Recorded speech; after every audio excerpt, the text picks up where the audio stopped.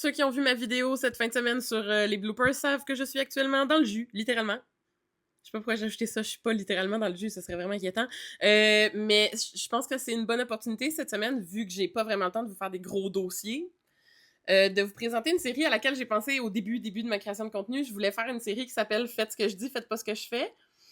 Parce qu'avoir une bonne stratégie sur les médias sociaux numériques, ça implique de faire des choix. On peut pas tout faire parfait, puis parler à des professionnels, c'est essayer de mettre ses ducks in a row pour que ce soit optimal. Mais avoir une bonne stratégie dans les faits, c'est pas réaliste qu'elle soit parfaite. Fait que votre travail en tant que créateur de contenu ou personne qui veulent avoir une stratégie de médias sociaux, c'est essayer le plus possible de ne pas vous mettre de bâton dans les roues. Fait que c'est essayer de faire les bons choix qui fonctionnent avec vos priorités pour avoir une stratégie qui est optimale sans qu'elle soit parfaite parce qu'elle ne le sera jamais. Fait que c'est important pour moi, je pense, de vous expliquer certains choix que j'ai faits qui ne sont pas recommandés, qui sont pas des choix optimaux, puis je vais pouvoir vous expliquer pourquoi je les ai faits, et vous, ça va vous donner peut-être des bases de réflexion à avoir sur ces choix-là. Fait que je pars ça en série cette semaine, je vous fais 4 épisodes de Faites ce que je dis, faites pas ce que je fais. Et le premier, c'est pourquoi j'utilise pas de sous-titres. Tous les professionnels des médias sociaux numériques vont vous expliquer que c'est essentiel en ce moment à mettre des sous-titres, qu'en n'utilisant pas de sous-titres, on se bloque quelque chose comme 60% du following ou des gens qui pourraient être intéressés au contenu. La raison pour laquelle moi, je n'utilise pas de sous-titres, et je ne dis pas par là que je n'utiliserai jamais de sous-titres.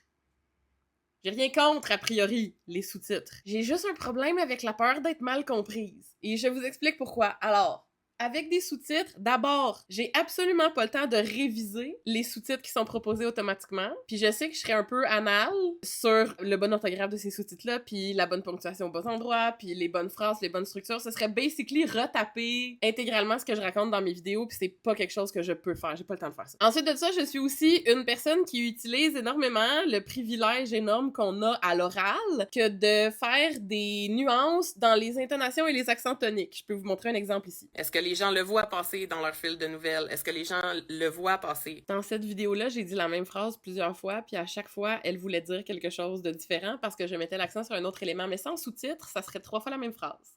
Sans aucune nuance.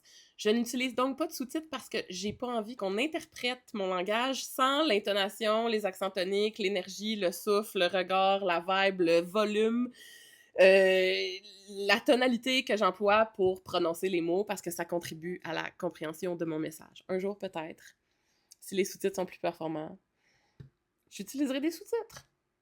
Pour l'instant, c'est pas le cas.